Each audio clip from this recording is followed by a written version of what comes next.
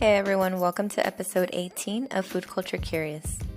On this week's episode, we have my friend and fellow registered dietitian, Shannon Curtis, who shares with us about her food culture, soul food, her thoughts on medical racism, and how she works to make nutrition care culturally inclusive for the African American population. Enjoy!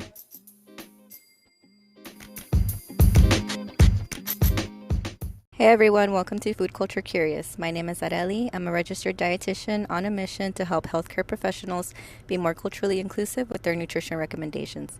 Today we have with us our friend Shannon Curtis, MS RDN LD. She's a registered dietitian native from Galveston and now living in Houston, Texas. She's currently a renal dietitian while also starting a private practice in diabetes and fitness. Shannon has formerly served in the Academy of Nutrition and Dietetics leadership at the local, state, and national levels. Welcome, Shannon. Hi. So thank you for being here. I know I've asked you since the beginning of this podcast that we needed to get together, and we finally were able to match our schedules. Yes, I'm super excited about this. I'm so glad we're finally doing this. Yes. Well, happy Black History Month. Yes, thank you. It is Black History Month. I'm so excited. This is my favorite month of the year, honestly. Mm-hmm. So Shannon and I just came from Houston, This Is It, which is a soul food cafe, and we tried some really delicious food. And today she's going to talk to us all about her food culture. So let's get into it. What food culture do you identify with? So if I have to be honest, I don't identify with any food culture per se. But if I did have to pick one, it definitely would be soul food. For sure. A lot of the staples that I had growing up that I saw my parents and my aunts and uncles cooking was soul food. So, yeah. That's awesome. Can you tell me, just in general, what are some typical proteins, starches, and produce? Yeah, so typically you'll see pork and chicken a lot of pork. And something to know about soul food, or at least black soul food, is that it was created from slavery, specifically from the scraps that were thrown out to enslave people. And a lot of those scraps were from pork. So you'll see every part of the pig being used pretty much in soul food. So a lot of pork to count for the protein and the fats. And then chicken, of course. You do have some beef plates as well, some beef entrees as well. For the starches, I mean, we could start with the mac and cheese, get into the rice and beans, the yams, the list can go on. I mean, the starches are pretty plentiful. Now, for the produce, we have the cabbage, kind of like how we just ate, green beans. I think most notable would be the collard greens or the mustard greens, whichever one is, people's preference to fix. So those are pretty much the staples that you'll see and a lot of soul food plates and dishes. What are some typical spices? What type of oils are used when cooking these dishes? Yeah, so I know back in the day, like a lot of lard was used. I think over time that has evolved into just using more of your typical vegetable oil or canola oils, and lard isn't used as much. Like personally, I have not fixed any of these plates with lard, so that's not a skill set that I currently have. But, it's just as effective in using, vegetable or canola oil when needed. Now, when it comes to just fats in general, a lot of the fats that are being included in the plates come from the pork. So you'll see green beans or collard greens or any of the vegetables, even the cabbage, being made with ham hocks or bacon or some type of fat from the pork. And that is used to flavor the dish.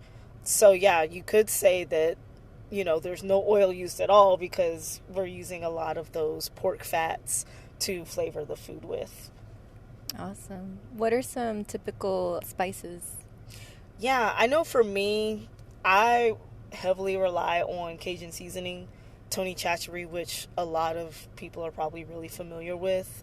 But salt, pepper, garlic powder, onion powder, those are some go-tos right there. Mm-hmm. Also, what my mom taught me a lot in the cooking is using a lot of onion and bell pepper. to season as well. Just the vegetable, like chopped up the way it is. So those are pretty much what you'll see. Typically, I'll go in my spice cabinet. If I see a couple other things, I might add a little dash of like chili powder or something not as conventional, you know, just to add a little bit of spice to it. But you really don't need more than the stuff that I named. Can you tell me a little bit about desserts, especially in your household? What did you grow up eating as desserts? Yeah, I would say for desserts, I really liked ice cream, honestly. Ice cream and popsicles, for me personally, was a favorite. But when we start to look at, you know, soul food, especially Black American soul food, you'll see a lot of like peach cobbler or even apple pie. Peach cobbler is probably the one that most people will think of first when they think of soul food when it comes to dessert. Personally, I love a good peach cobbler with some ice cream, especially warmed up. That's one of my favorites. I don't get to have it often, but when I see it around, I definitely snag it. Nice. I did notice in the restaurant we went to, there was a lot of like cakes. Is that part of it as well? Yeah, pound cake, lemon cake, things like that. My great aunt, she was known for these sugar cookies that she would make. I'm not sure where she got the recipe from, and unfortunately, that family recipe got lost. My mom tried to recreate it. She tried so many times to recreate it and just could not get it down. Yes, it's very important that we start learning those recipes early on, because sometimes when someone's gone, that recipe's just is lost forever. It's lost, let me tell you, and it is an awful thing. Talk to me a little bit about your holidays growing up. What were some typical foods that you remember with certain holidays? Yeah, so we celebrated just the average American holidays, you know, Christmas, Thanksgiving, Memorial Day, Labor Day, anything like that. Now, for those holidays, we would cook our traditional foods. I think one thing, and I don't know if you've watched that show, what is it called? It's on Hulu. It's called Searching for Soul Food. Have you seen it yet? No. Okay. One thing that the producer or the author or the lady of that show that she mentioned is that soul food kind of represents family and gatherings and getting together. And so anytime that we had a holiday, I mean, it could be the simplest of holidays, and my mom was asking me to help cook for the whole family, we would pack up styrofoam plates to go and take it to my aunt's house. So during those holidays, you know, some holidays we would do steak on the grill and then fix our sides like green beans, potato salad, yams, yam casserole, things like that. Other times, more notably for like Thanksgiving, you know, we'll do the turkey, we'll do the dressing, which is my favorite, honestly. The dressing with the cranberry sauce, green beans again, you know, made with a little bit of potatoes and some bacon in there. Sometimes some rice and beans. Yeah, it really just depends kind of like what we're in the mood for. Mac and cheese is definitely a favorite and always has to be on the menu as well. But yeah, that's pretty much what you saw. Now, I will say, now that Juneteenth recently is becoming more widely recognized as a holiday, especially like now they're giving us a day off, and you know, jobs are recognizing it, different institutions are recognizing it. I'm from Galveston, which is where the Emancipation Proclamation was read.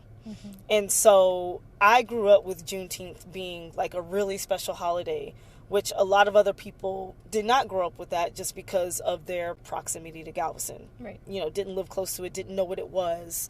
For all intents and purposes, it is a Texas holiday, more so than anything.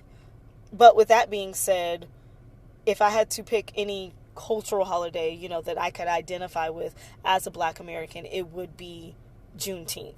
And now that I'm older and I have, you know, all of my friends and we all very intentionally celebrate Juneteenth. We get together, we fix a huge meal, and really we just fix anything. It doesn't even have to be soul food. We just fix whatever our heart is set on. If we want a particular food, we may get together and do a potluck, whatever we're feeling for that week or that day. But we make it an intent, to get together, celebrate Juneteenth, celebrate, the actual complete freedom of our people. Yeah. Not just what was given to us before. One thing you did mention while we were eating, because I picked the black eyed peas. Mm-hmm. You did mention that comes into play around New Year's. Yes. So the rice and the black eyed peas and the cabbage, like I mentioned in there, is more typical of what you would see of a New Year's meal. Mm-hmm. Now, like even this past New Year's, me and my mom decided that we were going to go all out with a more traditional New Year's meal. Mm-hmm. So that was part of the menu of what I fixed. The black eyed peas, the rice. I didn't fix the cabbage, but I also did candied yams. I did some collard greens, which included some ham hocks in there. We did hog maws and chitlins. And I'm trying to think, we did pig's feet as well. Okay. So as you can see, even in that meal, there was just a lot of pork. Yes. Present in that meal. So, yeah, my mom's real big on the black eyed peas for New Year's because it's supposed to bring good luck. And, she every year she gives me some dry black eyed peas. To carry around? Yeah, to carry around in your purse, in your backpack, or put some in your drawer or whatever. It's supposed to bring you good luck for the new year. But, yes, that is more typical of what you would see of a New Year's meal. That's awesome. Well, thank you so much for sharing about that. One thing I like to ask is, are there any foods in your culture that have a strong association to health that people will say, oh, you have a headache, take this, eat this, or, oh, you have a cold, you need to eat this? Is there anything like that? So I would say more so beverages rather than foods. So the first one coming to mind was a hot toddy. I'm not even going to lie. It was a hot toddy. So a hot toddy is like some whiskey paired with maybe hot tea, but definitely honey, lemon, and maybe a little bit of ginger.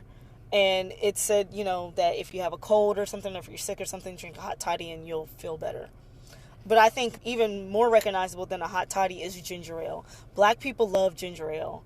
I personally I grew up on ginger ale, not even knowing that it was a quote-unquote black thing. You'll see memes and jokes online about how ginger ale can cure everything. Literally. Like, it was really funny because, when COVID was the hot thing happening back in 2020, there were all these memes about, just drink some ginger ale and everything will be fine. Or here's some ginger ale. Ginger ale to black people almost is like, you remember like the coconut oil craze where everybody was slapping coconut oil and everything. That's how ginger ale is for us still to this day. Yeah. Interesting. I didn't know that. Yeah. Okay. Well, since we were talking about, health, I would like to get a little bit more into how every population has its own challenges, right? Mm-hmm. What do you think are the biggest nutrition care challenges for your population? Definitely medical racism. And then, with the struggles of BMI, and I feel like especially African Americans more naturally being at a higher BMI just because of our bone structure or genetics, fat phobia on top of medical racism. Yeah. So all of that over the decades, over the centuries really, has caused a huge distrust in the medical field, in doctors, in dietitians, in whatever medical professional you can name it. I mean, even at the dialysis clinic, talking to some patients, I was talking to one patient, and he, for example, he didn't want to start the phosphorus binders. He said, well, I think all medicine is a scam anyway, and big pharmacy and things like that. And it's really diff to be a black clinician and see where you can help and really want to help, but also at the same time having to earn people's trust back, because you do have the best of intentions, but how do they know that looking at you, for face value, for lack of a better phrase? So I think that's probably one of the biggest challenges. But on the flip side of that, it really makes my day, when a patient is coming in for an appointment, or for instance at my old job, when a patient would come in for an appointment and they didn't know ahead of time that I was Black, right? Yeah. And then they would see me and they would light up. They said, oh, a Black dietitian. Okay, like, now I want to do this. Now I want to come in here and talk to you. You know, so that's the beauty of it. And that's why representation matters. Yes. I know everybody has probably heard that phrase being said over and over and over again at this point. But I repeat it because it's true. And it, you know, that phrase and that mantra plays itself out still to this day, even with the progress that we have made. We still have a long way to go. So I'd say that's one of the biggest challenges. And then also from a historical standpoint, which I'm sure we've talked about this before, but way back in the day, again, the enslaved people got the scraps as food.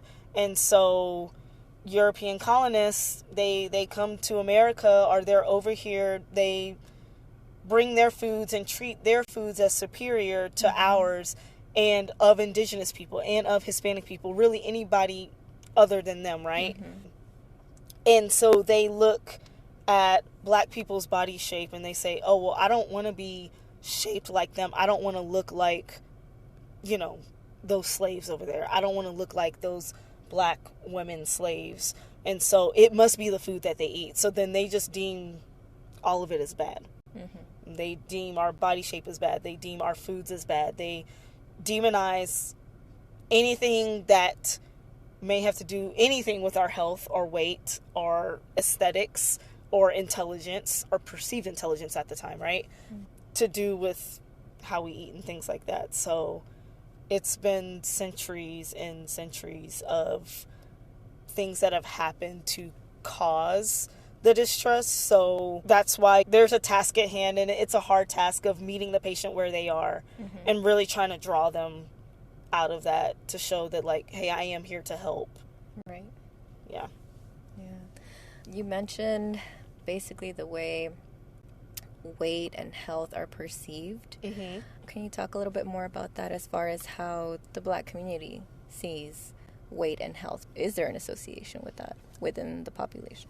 Yeah, I think nowadays you would find an unfortunate amount of food shaming even from our own people. You know, saying like, oh, look at what we eat, or look at what we've ate in the past, and this is why our populations are more riddled with diabetes and hypertension and heart disease and things like that, which may or may not be true to an extent, but I mean, everything's on an individual level in terms of how much you eat, proportions, all the dietitian things that we talk about, right?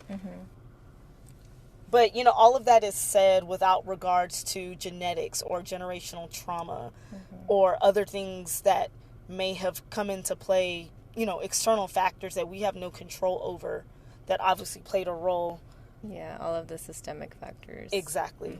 Exactly. Yeah, sometimes there's those systemic issues that we have no control over that's going to affect our populations. Yeah, definitely. And I think a lot of people in our community have kind of taken that and ran with it and said, you know, oh, make sure you exercise, or oh, make sure you eat right. Like there's been almost an overcorrection and a hyperfixation on these things that are associated with wellness and health to an extent. And I kind of tell people sometimes, okay, you're acting like the colonizer, you know, unfortunately so. Like, yeah, it's important we take care of our health. It's important we exercise. It's important that we do these things, but not to the point where we're shaming each other. We're shaming, you know, what our ancestors did to survive. And we're to the point where we just forget all of these cultural norms that we had that made us, us. And now it's almost putting a bad taste in people's mouths because it's like you're literally doing what the white people are doing to us, just in a different way, you know, out of this guise of wanting to quote unquote help. Now, in terms of like perception of weight and health in the Black community, you know, historically it's always been seen as better aesthetically, like if you're quote unquote thick, right? At the same time, with the kind of the new generation and that new thing that I just told you about with hyperfixating on like wellness and health. And I feel like there's kind of a half and half of still people like wanting to be quote unquote thick, but then also, you know, make sure you're fit and, you know, make sure we're not obese, you know, because like make sure, and correct me if I'm wrong, make sure you have a big butt but you have a small waist. Yeah, exactly. Like that whole thing. Like, but if you make lose sure your you're thick boobs, but not too thick. Like, if you lose your boobs, that's bad. Yeah. Like, you're like, you can't lose fat and it not affect your boobs. That's just part of exactly how the body works. Exactly. You know, and then let's say somebody does start losing weight and they're like, oh no, you're too skinny. Wait a minute. Like, what are you doing? And it's like, which one is it? You know, like, you can't win. You can't win no matter what you do. But I think when it comes to, you know, American society, you know, like white society, the way they perceive black people, they see an obese black person, they automatically think lazy. If they see a black person, whether they're obese or not, they're probably already thinking lazy. Because that's just what the perceptions are still, unfortunately, to this day. But especially, you know, if they're obese or if they are choosing to take the elevator versus the stairs, you know, just like little things like that. That other populations wouldn't get shamed for. Exactly. Exactly. So it's unfortunate to still see it like that, which, you know, all of that does play into like some of the medical racism. Because there unfortunately are doctors out there that you'll bring an issue or a problem to and they'll say, okay, well, you know, you need to lose weight. Right. And then just leave it at that. Meanwhile, this whole time they've had cancer. Yeah. Or this whole time they've had some debilitating disease that was just festering underneath all of that. No pun intended. But, you know, like, it's just sad. Exactly. Yeah. Well, I know you work very hard to build that trust with your population. I know that by day you're a renal dietitian, but on your own time, you're starting your private practice with diabetes and fitness. So how do you tailor your message to be able to build that trust with your patients? Yeah, so I think just showing up as my authentic self in how I feel about food personally, but then also keeping in mind a more realistic perception of food in general from a black lens really helps to build that trust. So recently, actually, that New Year's meal that I told you about that I fixed, I put that on my page. And I kind of highlighted, you know, you can still eat balanced meals. You can still take care of your health and have your cultural foods. In this case, it was soul food because it was a soul food meal. So I think practicing what you preach to some extent, I don't know. I have a weird take on that too. But I think at least to that extent, you know, showing that I'm not only telling you it's okay, but I'm actually living and emulating this in real life, that it's okay to eat these things. I'm not just saying it to make you feel better. No, this is my true nutrition and food philosophy. Like, this is how I actually govern myself. This is how I teach my kid how to eat. You know, this is how I encourage my friends, you know, when they're feeling a certain way about food or whatever. Yeah. It's not just something that I say on the clock to get your money. No. This is how I actually feel. So when you have a patient that's coming to you and is concerned either about their blood sugars or weight loss, but they're worried they're going to have to give up their cultural foods, how do you help them with that? So I always talk about the importance of mindset, shifting our mindset around food. And that's actually the first step in my plan and framework, really working with anybody, whether it's in my private practice or at the dialysis clinic or like at my old job when I was working outpatient. That's how I function with them too. Like, let's shift our mindset around food instead of, you know, because most patients come up to us thinking food is good or bad. Yes. And the morality attached to it. And I'm saying, okay, well, what if we just treat all foods as neutral? Let's just put them all on an even playing field and let's identify them for what they are. This is chicken. This is protein. This is ice cream. This is technically carbs. Yes, it's sugar, but it's technically carbs at the end of the day, right? This is an avocado.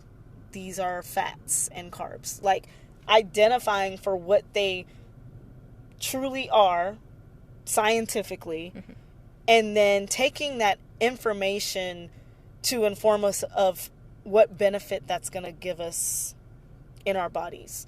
Okay, well, this chicken is protein. All right, this is for the nourishment of my muscles specifically. Or, this bread, it's carbs.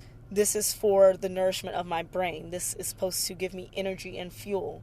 And when you add fitness on top of that, okay, well, if I want to work out, if I want to have this gym routine, I need fuel, right? I can't bottom out in the middle of a set of squats. That's not good. That, may cause some injury. Well, what can we do to avoid that? Maybe leveraging the level of carbs that you eat, right? So really just getting in your mindset that this is what the food is and that's what it provides. Within that, I also add, okay, now what foods provide you with joy? What foods provide you with nostalgia? Like, what foods do you think of that remind you of your childhood or remind you of a really good memory? Like, food is more than just providing you with nutrients. It's also providing you with emotional feedback, good feelings, maybe hopefully not bad feelings. We have to assess those things, right? So tackling the mindset first, I've found without fail that once the patient or client gets that and starts to get on the same page as me with the mindset, it does a world of difference. Yeah. It's a whole new game. Yeah, it's a whole new game. And then we can start looking at different balances of the different macronutrients in their meals. Like, if they really want to explore that, they can do so without turmoil. You can't do that when there's all this turmoil in your mind. It's like, oh, well, if I eat that, that's bad. But it's carbs. So what is it about carbs that you're thinking that's inherently bad? Or like, oh, if I eat this, I know everybody says eat the cookie, and I'm tired of hearing the phrase, but, oh, what if I eat this cookie? Oh, it's sugar. And I tell, okay, well, let's reduce sugar down to its most basic thing, which is glucose. And just take it from there. I love that, trying to make food as neutral as possible. Yeah. And, without sending people into a snowball effect of, like, the science of it. It's a hard balance, because you don't want to overcorrect to the point where they're like, okay, well, oh my goodness, like, these are the micro and macronutrients that they provide. Am I not getting enough of these, or am I getting too much of these? Like, you don't want to do it to that extent, but just really just bringing it down to a basic level of, like, this is what it provides. This is the benefit. I have the mantra of adding, not taking away. What can we add to our diet that'll make it more nourishing, make it more enjoyable, make it more convenient? Let's not think about what we're taking away, because then it just gets really complicated. I know you've seen it. Yes. The complications. And helping them understand that as long as there's a variety, in case they're worried about the micronutrients, right? As long as there's a variety, you're going to be fine. Yes. And that, I do tackle with them as well. Like, making sure there's a variety of foods and eating in moderation. And, a lot of people claim, like, well, I don't know how to eat in moderation. If I'm going to eat, this thing, I'm going to eat all of it. And I do understand that to an extent. There's a lot of power in validation, especially with statements like that. But as clinicians, as providers, we have to know how to validate and then redirect. So, like, I'm validating you. Yes, you say that if I have a Reese's, then I'm going to eat all the Reese's that exist in this store. Okay, I get it. I love Reese's too. But, how can we redirect some of those cravings? I always tell people fed is best. If you work on a variety of foods that you like and not just relying on this one particular food to feed you for the whole day, well, then you won't have so much of a craving of this other thing that you're so worried about, and you can still enjoy it without having all these other emotions attached to it. Yeah, that's beautiful. Yeah. Awesome, Shannon. Well, you've shared quite a bit as far as how you work with your clients and your patients. If somebody wanted to work with you, how could they find you? Yeah, so I think the easiest way to find me is on Instagram at diabetes.fitness.rd. That is my handle. And on there is my application page if they wanted to sign up for services. So I do work with clients with diabetes, pre-diabetes, or even those that don't have diabetes that may have a family history and concern about prevention of diabetes. I also work with just general nutrition clients as well. You know, if they're wanting to improve their relationship with food, or if they have other nutrition concerns, maybe they just want to learn more about nutrition and learn how to make a better meal schedule for themselves. Yeah. Things like that. I work with those clients as well. And then I do pair the fitness component, like I write fitness plans that can be paired with their nutrition coaching. Awesome. Well, thank you so much. Yeah, thanks for having me. Yeah, of course. Thank you so much for being on the show. Yeah, thank you.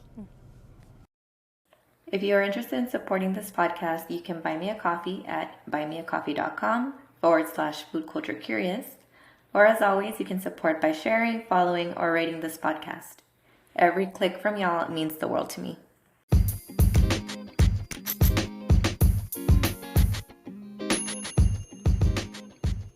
And now for a quick disclaimer. Food Culture Curious is for educational and entertainment purposes only and does not take the place of medical advice from licensed healthcare professionals. If you need to seek medical advice, please speak to your healthcare provider. Thank you for listening.